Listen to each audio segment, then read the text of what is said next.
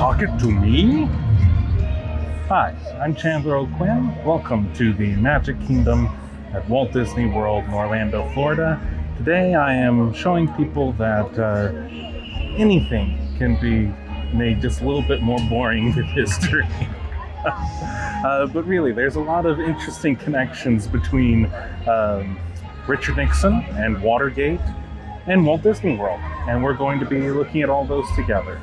Hope you'll enjoy it.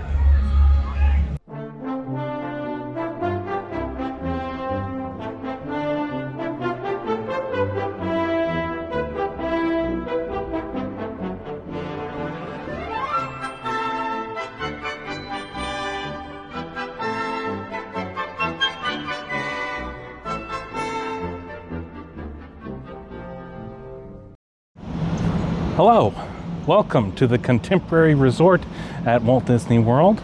I have decided to steal away from the family drama of a Disney World vacation to talk to you all about the national drama of Watergate. As some of you may or may not be familiar, this hotel behind me is the place where the 37th President of the United States, Richard M. Nixon, uttered his, unfortunately, maybe his most famous words, "I am not a crook." That happened right here, November 16th, 1973. But in order to understand why, how did we get to this place where just steps away there are country bears and you can take a flying boat to see Neverland? Did we get to this most important press conference happening here at this hotel? I think it's important to go through some of the developments of Watergate. Now, I will let you know, and some of those who are followers of the channel are personal friends of mine and know that I have a long relationship with the study of Richard Nixon and Watergate. So here's my promise to you. I'm going to try and do this in as concise, in as objective, and in as entertaining way as possible to get you through all of the events, or all the pertinent events that led to the press conference that happened here in November of 1973. My other promise is that I am doing this off the dome. I have not consulted my notes in over 5 hours. Again, while I definitely have strong opinions, I will try and present this information to you in as objective a form as possible, and I'm trying to limit it to what people knew at the time in November of 1973. There are things that people would understand later on in 1974, and then things that we understand 50 years later. I'm not going to get so much into those things, just what America had seen up until this point, November 16th, 1973. So, to get us started, there's a lot of ways, there's a lot of places that you could start this journey in Watergate. I think the most concise and the easiest to get us to what the real important stuff is here at Disney World today, and because I'm running out of light, we're going to start June 17th, 1972. That is when the break-in happened at the Watergate office complex in Washington, D.C. This was actually the second break-in by the members of the Committee to Re-elect the President, whose acronym was CREEP.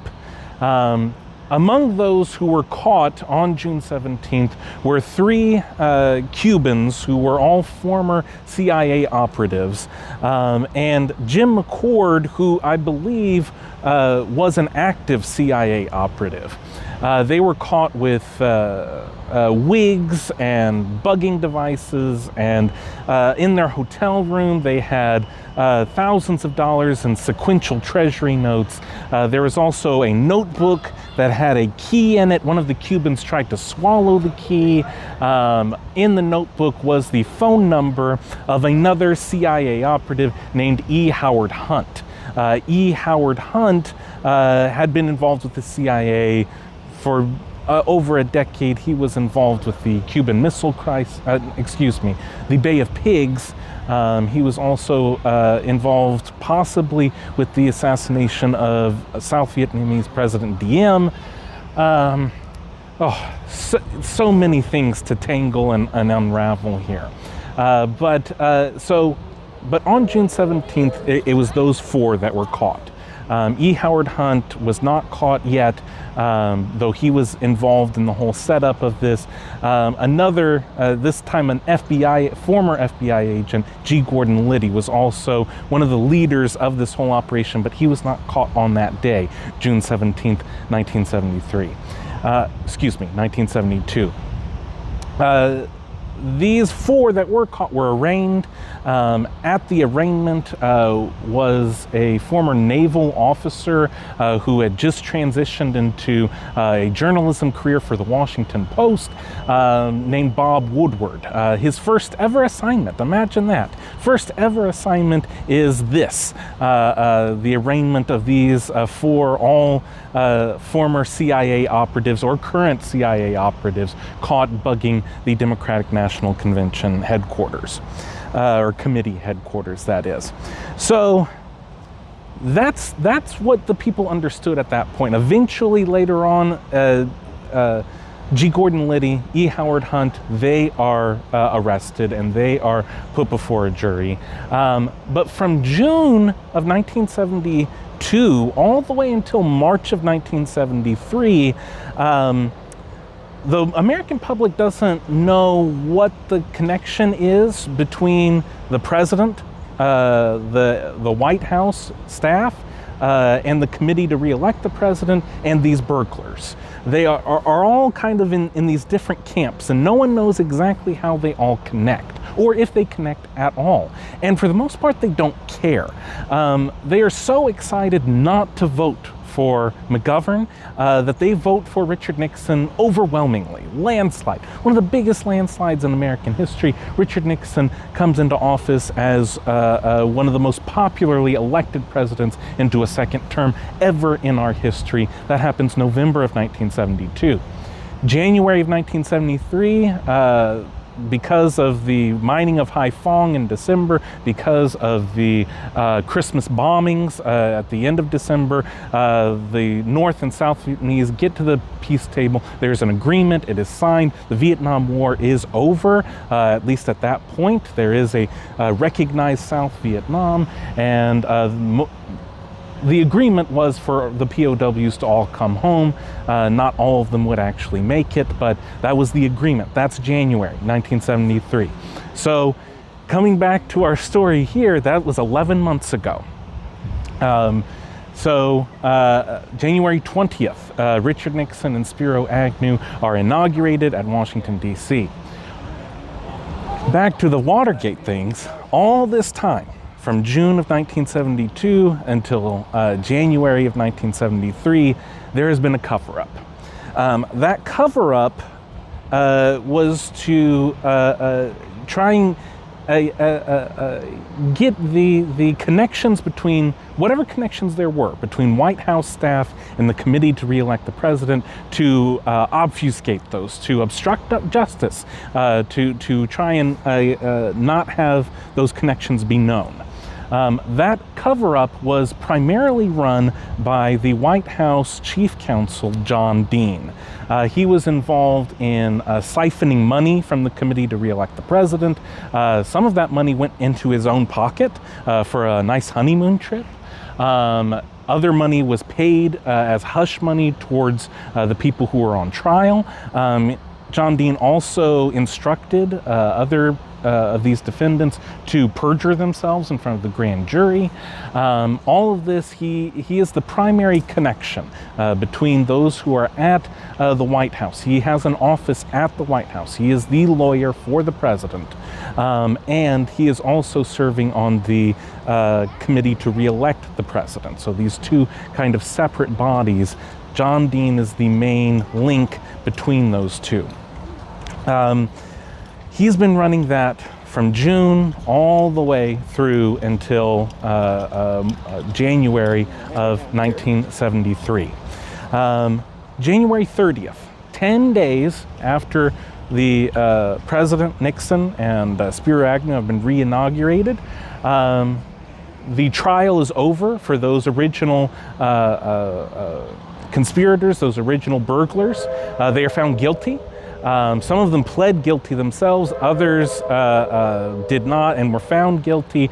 And Judge Sirica, who is the DC Circuit Judge, who is going to be presiding over all of these cases, says that there's been funny business going on, that the Senate needs to investigate the whole 1972 election.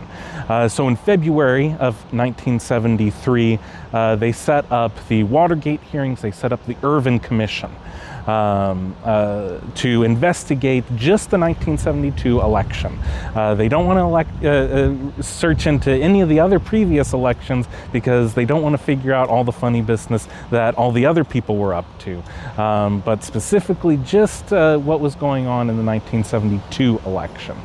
So that happens in February. Also, January 30th, 1973, when Judge Sirica suggests to the Senate to set up this committee, he says that he's going to delay sentencing. We found them guilty. We found these burglars guilty, but we're going to delay sentencing for 2 months. We're going to come back in March, and that's when I'm going to give my sentence. Well, that gives just a pressure cooker against all these defendants to try and either turn over people who are above them or try and make some sort of deal or give up more information. All of this comes to a head March 19th, 1973, when the sentencing is about to happen.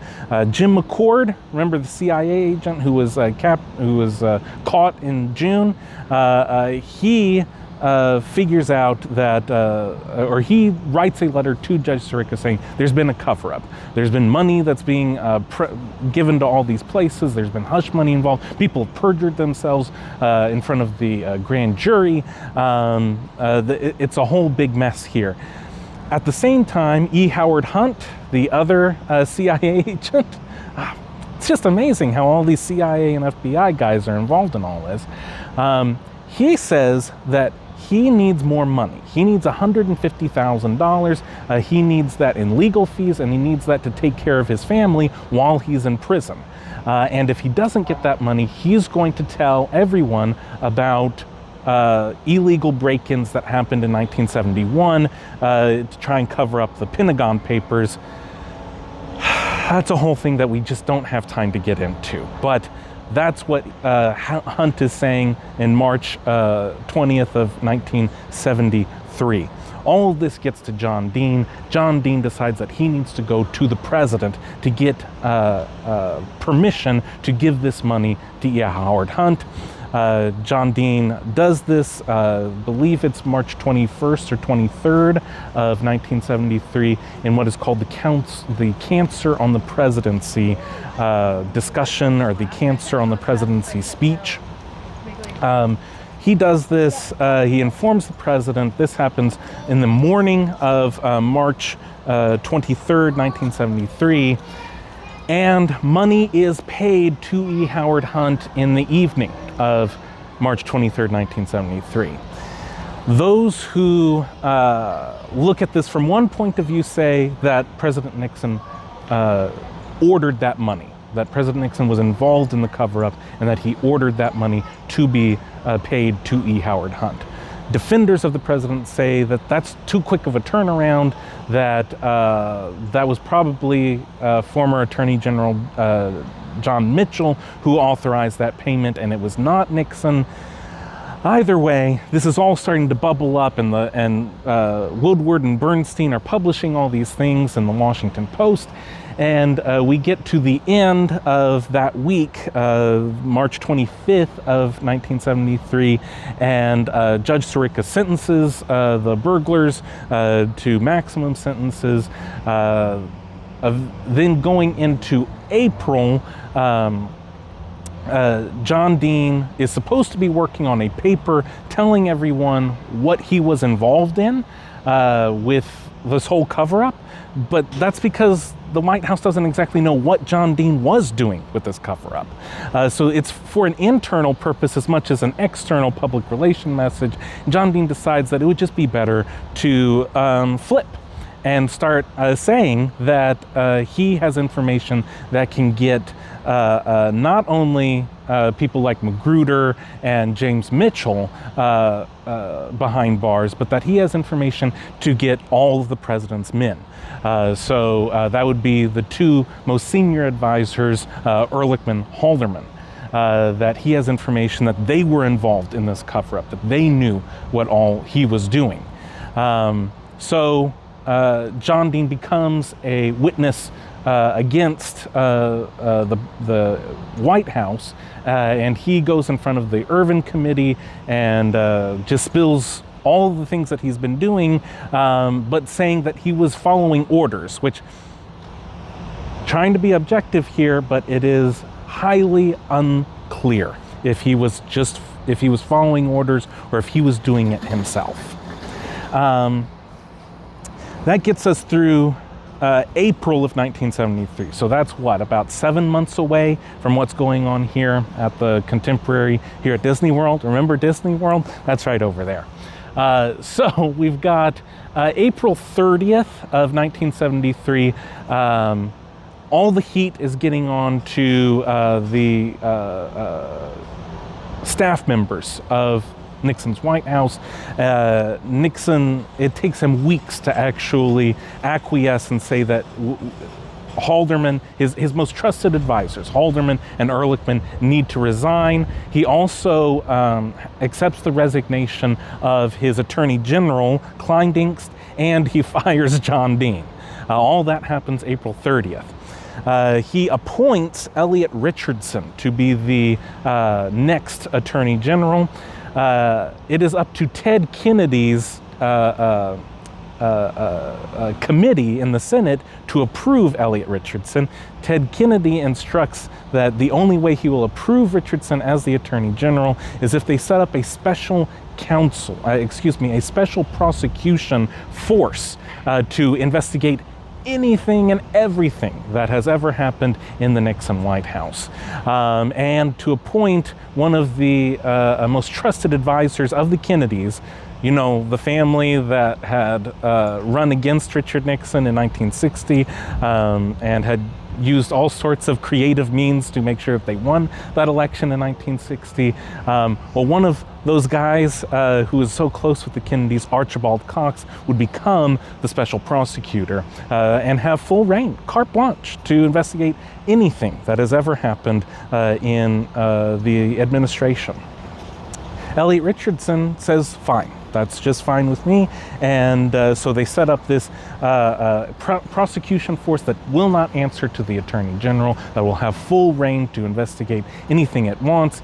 They go in and they hire 17 of their top lawyers, 17 of the top. It ends up being a force of over 100. But the 17 were all people who were in the Kennedy-Johnson Department of Justice. And I'm starting to realize that I may be going a little bit too far here into the weeds, but I'm very passionate about this subject. Let's keep on going. So this special prosecution force is set up in April into May of 1973. I believe it's about May or June, maybe as late as July, is when in the Senate committee it is discovered that there's a taping system. That there's been a taping system since 1971, that discussions in the Oval Office, in the Lincoln bedroom, in the Lincoln study, nobody needs the microphone. That might be a Lyndon Johnson thing to set up microphones in the Lincoln bedroom, but not a Nixon thing. And that there were wiretaps on some of the phones in some of the other offices. So that means that all we have to do is locate those tapes and figure out what the president knew and when he knew it. Well, as you might expect, the president doesn't necessarily want all of his private conversations to be just handed over to all of his political enemies on the Special Prosecution Force, or to be handed over to Congress or the justice system, because there's separation of powers, there's executive privilege. These are all things that go back since the dawn of our republic, that the president has his own records and he doesn't have to just turn them over. So there's a battle for the tapes that goes all the way through the summer and into the fall of 1973. There is finally the court, I believe it's the court, says that the first 9 tapes that they have requested need to be turned over, or some sort of agreement needs to happen there. There is some sort of Stennis compromise. Again, I'm getting too far into the weeds here, but the Stennis compromise was that they were going to have an old deaf senator verify that transcripts of the tapes matched what was on the actual recording of the tapes. It's a mishigas. There's so much going on here. But we're almost here. We're almost to the Disney World part. October 1973. Elliot Richardson, the Attorney General, may have been sending signals to the Chief of Staff, Al Haig, that if Archibald Cox did not accept this Stennis compromise, that Elliot Richardson would be willing to fire Archibald Cox, would be willing to fire this special prosecutor. It comes down to it. Archibald Cox is not accepting a compromise. He wants the tapes. So the president instructs Elliot Richardson, as Attorney General, to fire Archibald Cox. Elliot Richardson says no. He denies it and he resigns as the Attorney General. That goes to the next person in the line of succession for Attorney General, was Ruckelshaus. Ruckelshaus also says, I will not fire Archibald Cox. So he's fired the Attorney General, he's fired the Deputy Attorney General. It goes down to the Solicitor General, who is Robert Bork. Robert Bork didn't like any of this to begin with. He didn't think that there need to be a special prosecution force. He thinks all of this is unconstitutional anyway. So he says, sure, I'll fire Archibald Cox. And then he tries to resign right after he fires him, but there's no backup system. There's nobody underneath the Solicitor General. So to prevent a constitutional crisis, which we're already pretty much in one by this point, Bork stays on. This is called the Saturday Night Massacre. This would have happened about 6 weeks before the press conference here at the Contemporary Resort at Walt Disney World. Remember Walt Disney World? That's where we are right now. That's what this whole story is getting up to. That happens October. Also going on in October of 1973, we've got the Yom Kippur War over in Israel, where Soviet-backed Egypt and Jordan invade Israel, almost wipe it off the map, and Richard Nixon tells the military to send everything possible over to Israel for its defense. That's happening the same time. Also, Spiro Agnew has resigned because he took kickbacks while he was governor of Maryland. Richard Nixon has appointed Gerald Ford to be the vice presidential nominee. He still needs to be confirmed by the Senate. That has not happened yet. That's all happening, all at the same time. October 1973. Archibald Cox, he's gone. November 1st, they get Leon Jaworski. He's a Texan, went to Baylor. He's a dyed-in-the-wool Democrat who is a LBJ protege. They get him to take over the Special Prosecution Force, and the Special Prosecution Force is now out with teeth to bare at Richard Nixon for having fired Archibald Cox. So that's the climate. That's where we are. That is where we are. November 1973. And so we get to November 16th, and there is a convention of newspaper editors, about 400 of them, that are meeting here at the Contemporary Resort at Walt Disney World. This has been open 2 years and a couple weeks. brand spanking new, got this fancy monorail that takes you everywhere, truly space age, modern, built by US Steel. All of the hotel rooms were constructed off-site and then slid in there like chest of drawers. Truly amazing modern marvel. What better place for all of these newspaper editors to come and meet and have this press conference with the President of the United States. Okay, I think that gets us up to date. I'm sure my hair's askew. I'm sure that I'm not even sure if all that's going to be in there. If you've made it all the way this far, God bless you. And I think we're now going to cover a little bit more of how Nixon would have gotten here in November of 1973 and what he did right before the press conference. That's coming up next.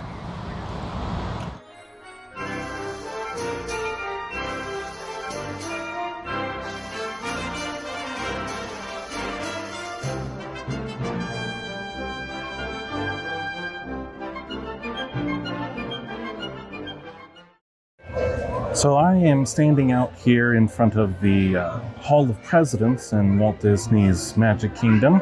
I want to talk a few things about, sort of connected to this story of Richard Nixon, Watergate, and the Magic Kingdom. So they have rotating exhibits inside of the Hall of Presidents, and one of the things that they will have in there occasionally is a flag that was flown over the White House on the day that Walt Disney World opened. That was October 1st, 1971. There were initial plans to have President Nixon actually come here for the opening of the Magic Kingdom, but due to either security or scheduling concerns, they just couldn't make it work out. But what they did instead was there was a flag that was flown over the White House on October 1st, and then it was taken here to the Magic Kingdom. It was taken here by Richard Nixon's Chief of Staff, H.R. Bob Haldeman.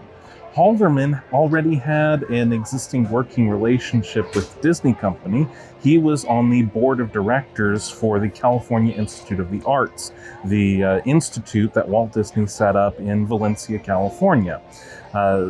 So H.R. Bob Haldeman delivered that flag to Roy Disney, and Roy Disney flew it above the Magic Kingdom on October 21st, 1971. And then it was taken down and is periodically on display here at the Hall of Presidents. Richard Nixon, being the sitting president when the Hall of Presidents was completed, is the first sitting U.S. president to ever be made into animatronic form. He would have that honor and be the sitting president until he resigned on August 9th, 1974. Along with the rest of the country, the Imagineers here at Walt Disney World were waiting on bated breath to see if Nixon would survive his entire term or if he would be impeached or resign, because that would mean that they would have to hurriedly work on a new animatronic to put in to the Hall of Presidents, which they did.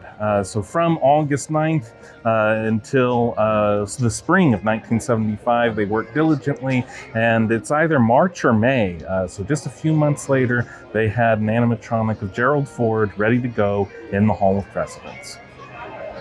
Very cool. So I think that's all we have to say about the Hall of Presidents here at the Magic Kingdom. We'll pick back up in another part of this wild tale. Hi. This is the face of a guy who's unclear if his camera is actually recording the things that he's saying right now. Turns out it wasn't. I am standing outside of the Jungle Cruise at Walt Disney World to share a little bit more, another connection between the Nixon administration and the Disney company.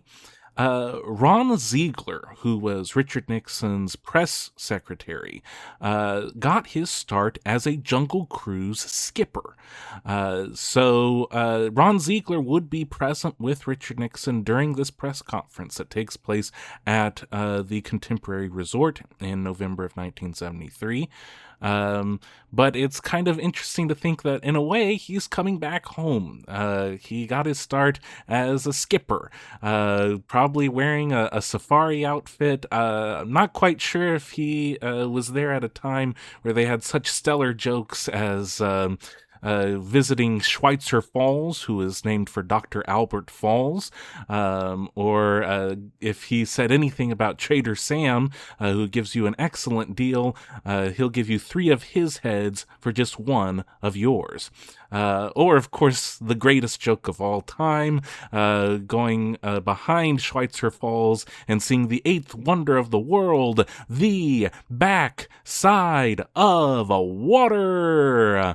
Not sure if any of those jokes were in the speeches that Ron Ziegler was doing in the early 60s. But more than likely, that was during the time when they actually shot the gun at the hippos. Not shooting above the hippos, but actually shooting their gun at those cute little hippos wiggling their ears. Ron Ziegler probably shot those hippos over and over again. But there you go. That's another little interesting connection between the Nixon administration, Watergate, and Walt Disney World.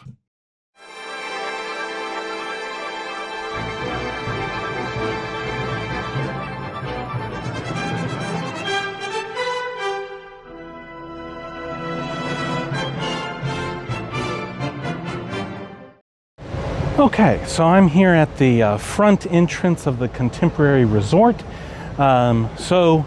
Richard Nixon had a sort of retreat on Key Biscayne, so kind of near Miami, Florida.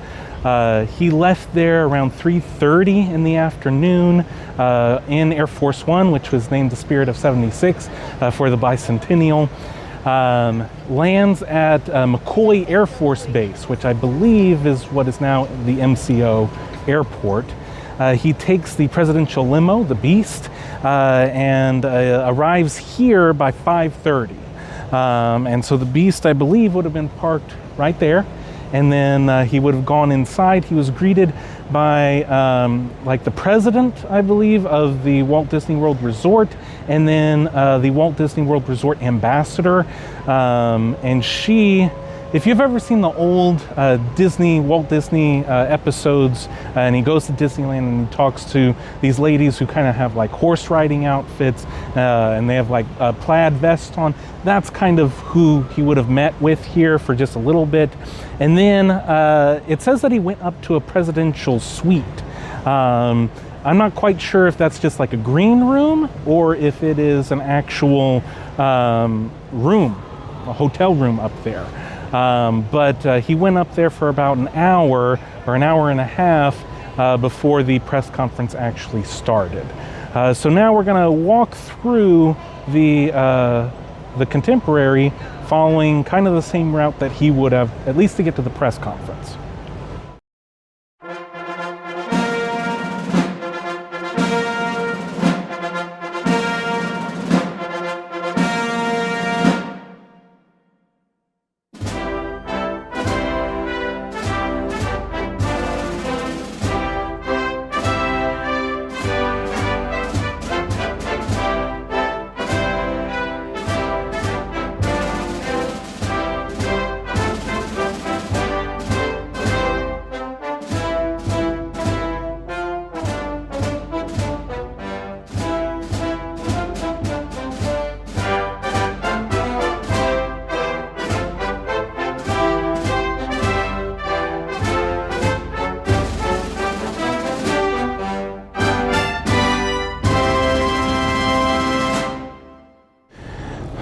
Well, as we've discovered on our journey, sometimes you eat the bar, sometimes the bar eats you.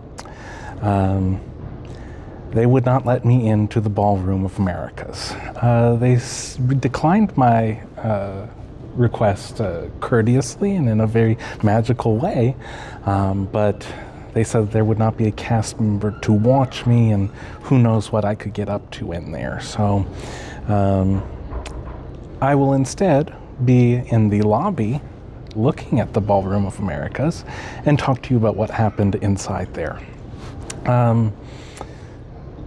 So the press conference begins. There's 400 of the newspaper editors from around the country.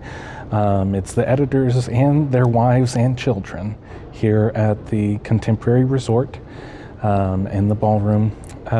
Nixon comes in, and I believe the first question is,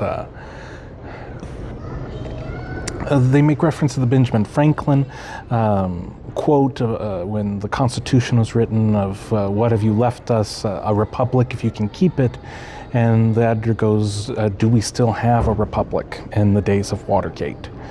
And Nixon says yes. And Nixon says that I'm the president now, but if things don't, if the justice system says that I should not be, or Congress does, then I will relinquish power, but it is my intention to stay into the office as long as I am physically able. There are some other questions. So in my Blitzkrieg lecture on Watergate that I just gave outside, I briefly mentioned that there were a series of 9 tapes that the Special Prosecution Force was requesting. 2 of them did not exist. 2 of them were damaged, or the reels ran out, but with the media just hounding on any obscurities that happened with all this, if you choose to, you can look at it and say that those tapes were purposely destroyed. Those tapes had incriminating evidence on them, and Nixon ordered someone, or did it himself. This is, I believe, the same thing as the 18-minute gap. In order to get this to be a little bit more concise, we'll just say he was able to furnish 7. 2 of them were damaged or did not exist because of the taping system. And so he talks about the taping system. And the first thing he says is that, well, it's not the same system that Lyndon Johnson had. Lyndon Johnson had a much more sophisticated system.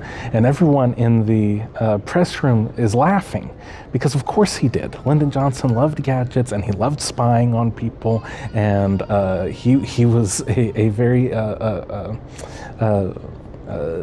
banal man, and wanted to know what was going on in everyone's private life, and loved the power that he had as president to make sure that he could do that. And every one of those newspaper editors knew it, and every one of them knew that, of course, Lyndon Johnson would have a much more sophisticated taping system. So Nixon goes, yeah, our system we got for about $2,500, and it's a Sony. And everyone laughs.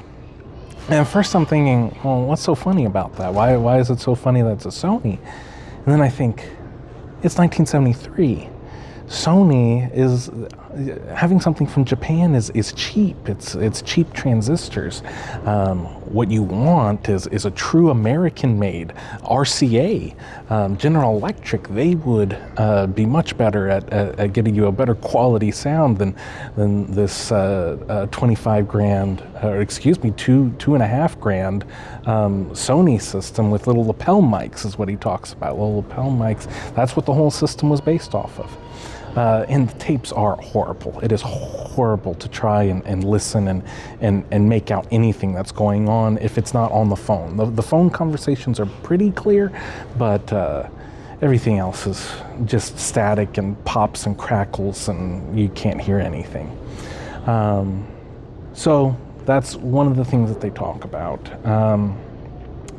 Talk a little bit more about John Mitchell, the former Attorney General who left to run the committee to re-elect the president, and It's really hard to tell exactly what he knew about the break-in at the Watergate Hotel, if he authorized it, if he knew about it ahead of time. So they ask some questions about that. And then they get to the question about Nixon's taxes. So as a result of the special prosecution force, everyone who had ever had a problem with Richard Nixon now had carte blanche to look into every nook and cranny of his life, and they look into his tax returns. And in 1970 and 1971, he paid something between $500 and $700 each. Whereas in 1969, he paid something like $39,000 in taxes. How is this possible? What does this mean? And they ask, and should we have all of the president's finances? As if the president's going to say, of course you should. But he kind of does. He says, well, you already do. Look at these figures that you just gave to me, and I've already disclosed all of my finances to you. If you were paying attention, you would see. Believe it or not, Nixon did not have a great relationship with these men in this room who bitterly want him to leave. He talks about, again, it's Lyndon Johnson, that Lyndon Johnson said to Nixon, which is completely true and was completely legal, that until the law goes into effect in 1970 or 1971, presidential and vice presidential papers could be given to the National Archives, and then the value of those papers could be taken off your taxes. So again, great. LBJ is so good at figuring out how to get one past everyone here. But Nixon says, well, I don't have any presidential papers yet, but I have my vice presidential papers, because he was the vice president for 8 years, from 1953 to 1961. So he gives those to the National Archives, and he accepts a $50,000 rebate, I believe, for those materials. It could be even more than that. And so he takes that off the next 2 years of taxes. So he says, it's a perfectly legitimate loophole. As the men in this room would know, loopholes are found all the time to find these different deductions. And if you don't know it, then your newspaper editors do. And that gets a little chuckle from some of these guys. About this, but you could see that he still was pretty upset about this, that they were going into his taxes, because this has nothing to do with 4 burglars who were caught in June of 1972. This is just petty politics at this point. But he goes on to the next question, and I have it in my notes, but to try and keep this somewhat condensed, I'm not even going to look necessarily into what that next question is. But it's still bugging him. They're saying that he's taking money, that he's taking illegal deductions, when he has,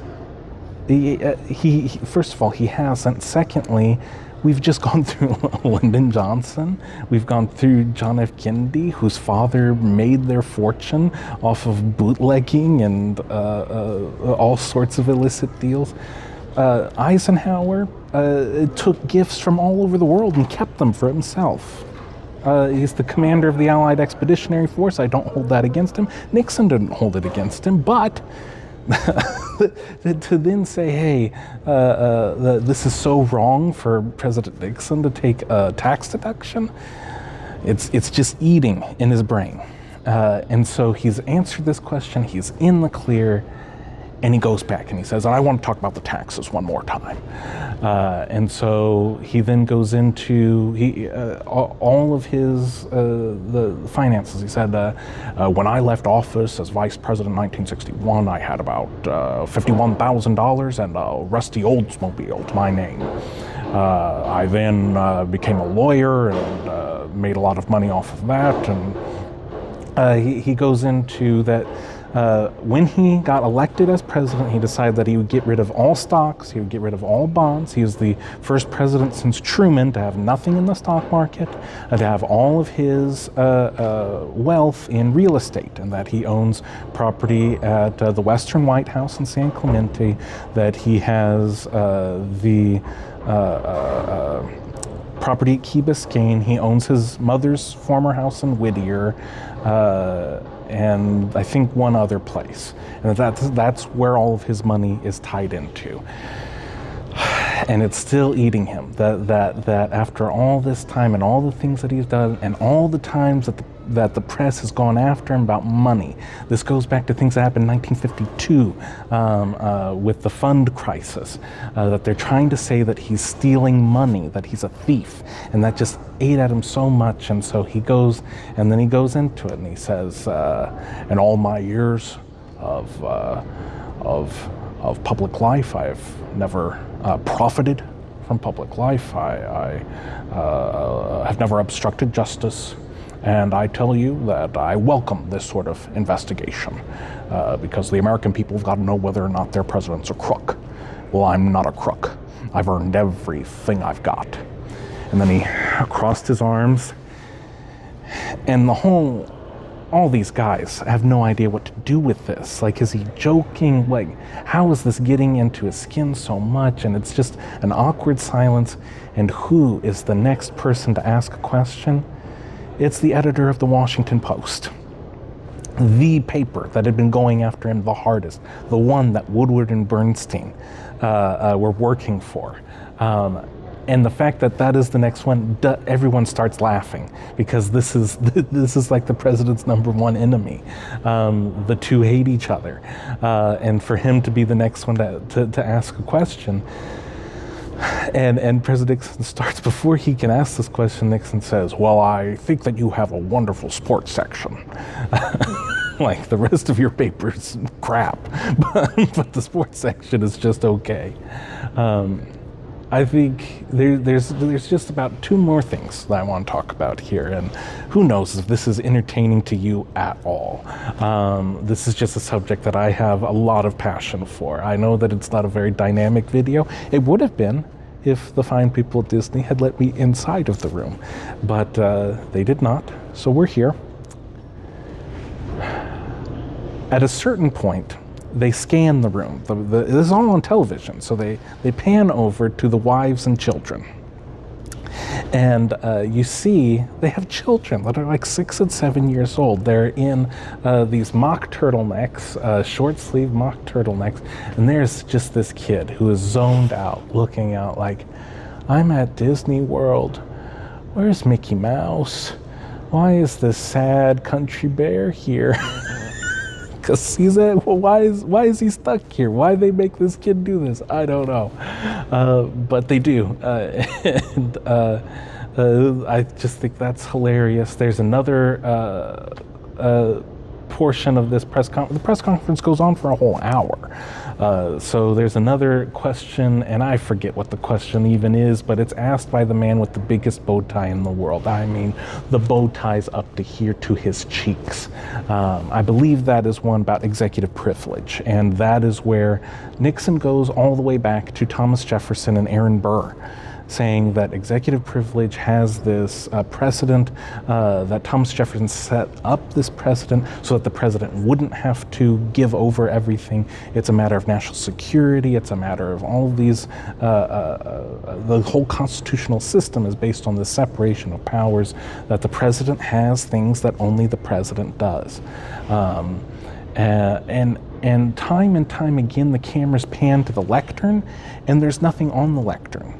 It's blank. There's no notes, nothing. It's all off the top of his head. And I would just like to say that I think it would be hard for the last couple of presidents to do what Nixon did in this press conference with absolutely nothing in front of them. It's amazing what life would be like if our president was only in his 60s instead of what we have today. But that's just a little bit of modern critique on my part.